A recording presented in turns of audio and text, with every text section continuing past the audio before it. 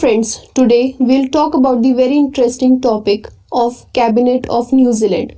Well, New Zealand swears in most diverse cabinet ever. Well, many of you may question how. So here is how it is. With her new cabinet, Jacinda Ardern has radically reshaped the government. Prime Minister Jacinda Ardern announced a cabinet that comprise 40% women, 25% Maori, 15% Pacifica, and 15% LGBTQI community member.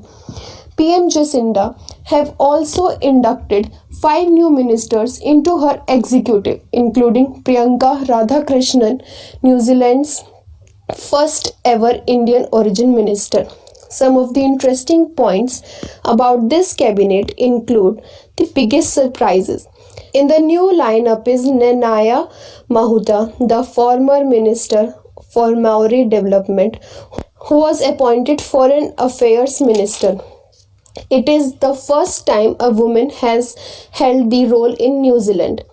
Nenaya Mahuta, the former Minister for Maori Development, is known for wearing moko koe, a traditional Maori chin tattoo.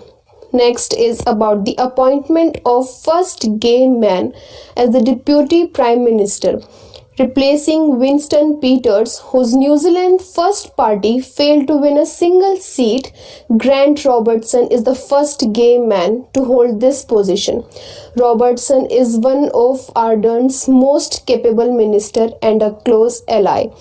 Apart from this, 2 of newly appointed ministers to the cabinet, Aisha Viral and Kiri Ellen, are lesbians with young children.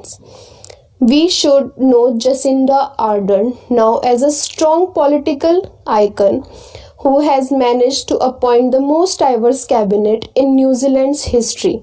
It is both a cabinet with huge merit and talent, which also happens to be incredibly diverse, said Miss Ardern. She said, I think it's an important point to make. These are individuals who have been promoted for what they bring to the cabinet. They also reflect New Zealand that elected them. I think as a country we should be proud of this.